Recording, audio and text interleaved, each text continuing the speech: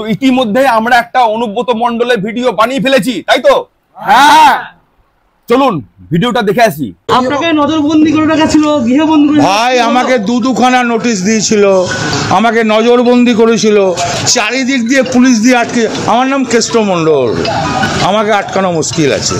আমি মায়ের দুধ খেয়ে মানুষ হয়েছি। মাঝে আছি বিআই নোটিশ বললাম আমি মায়ের দুধ খেয়ে মানুষ হয়েছি। আমি মায়ের দুধ খেয়ে মানুষ হয়েছি। খেলা আবার চালু হবে। তো অনুব্রত মণ্ডল যখন এলেন, ওনার বাড়িতে গেলাম দেখা করতে। একটু দেরি হয়ে গেছিল।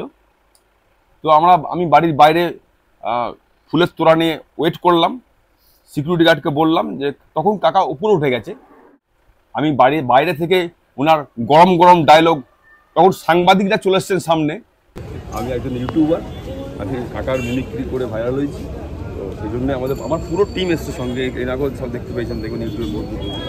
এক গুচ্ছ সাংবাদিক আমার সামনে চলে আসে, আমার ইন্টারভিউ নিতে লাগে যে এই জুনিয়র অনুব্রত কি করছে।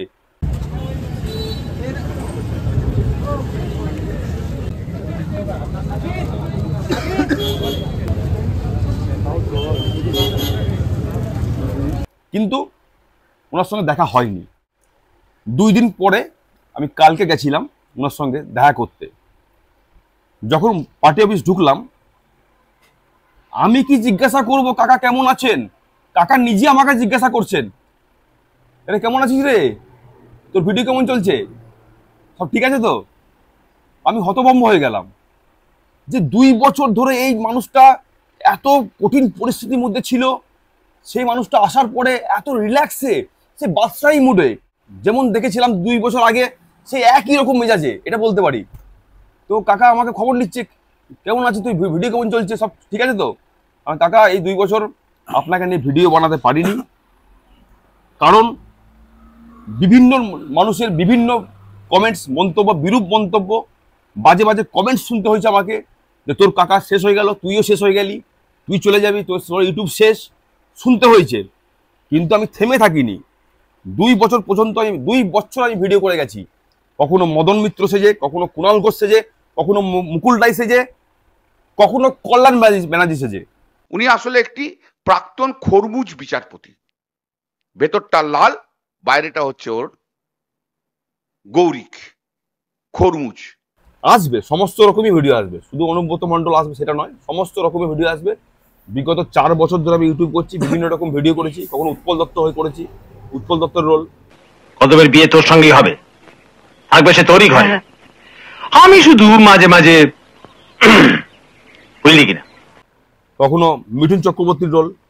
তুফান বছরে 1-8 বার আসে, আর যখন আসে তখন সবাই ফাঁসে, পুলিশও বাদ যায় না।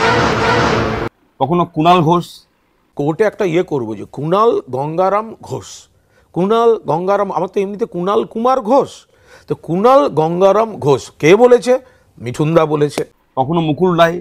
তো এখন আমি পূর্ণ সুস্থ এবং আগামী দিন আরো সুস্থ হয়ে যাব।